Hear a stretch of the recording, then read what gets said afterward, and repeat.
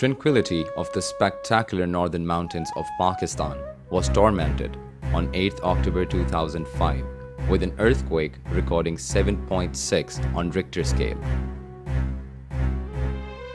Tremors took their toll with life and limbs in thousands. The world mourned those who perished, but those who survived had their accounts filled with the loss of dear ones, material and abodes. There were thousands of sufferers whose miseries were compounded with the loss of limbs.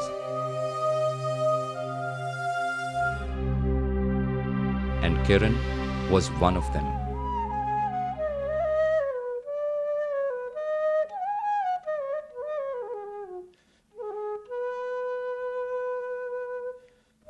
The word Kiran literally means ray of light. Let me take you to 15-year-old Kiran, whose life lost its shine at a spur of a moment.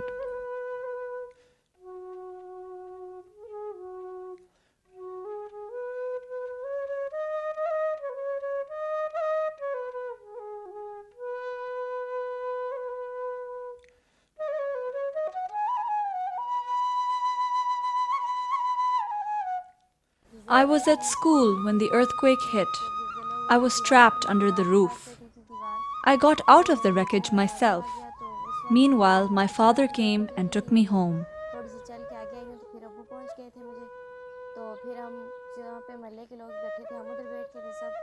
I had only reached Balakot bus stand just after 10 minutes or so.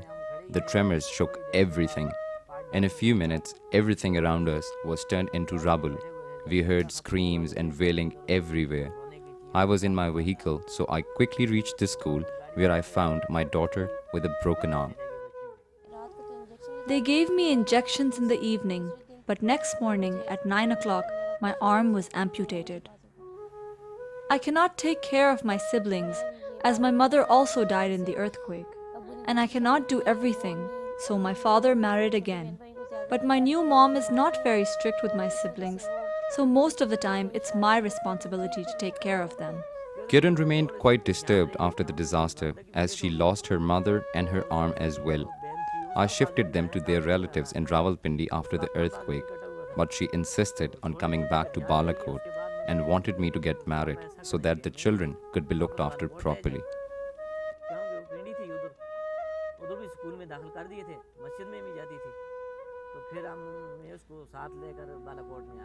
My only brother is 6, and my youngest sister, who was under the debris with my mother at the time of the earthquake, is now 3 years old. I love reading storybooks and making patterns with henna on my palms. I want to be a teacher in the future. Kiran is a very loving elder sister. She never gets angry and she always helps us in studies and other things. Kiran used to remain disconnected with others earlier when she joined this school. But teachers and fellow students were very cooperative and understanding with her so.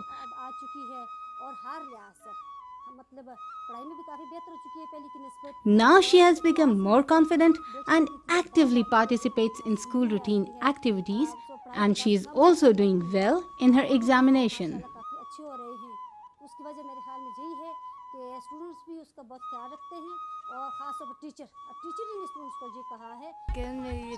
Kiran is my best friend. We always share our sorrows and joys. I have also lost my brother in the earthquake.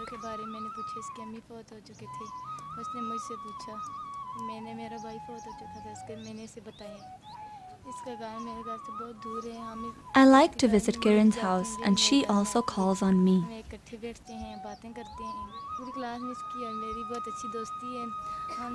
She is a very loving girl who always cares for others. When I first met her in January 2007, she looked sad, but her health was good. As the time passed by and I met her in April and May, I found that though outwardly she was not very sad, but her health was also not very good, and as if some deep sorrow has settled in her. I never had much of difficulty in communicating with Kiran. She has always been responsive. But the difference which I feel this time after the January is that through her expressions, her gestures and body language, she conveys a kind of dejection, doubt and despair that she often tries to hide by putting either her hand like this on her forehead or bowing her head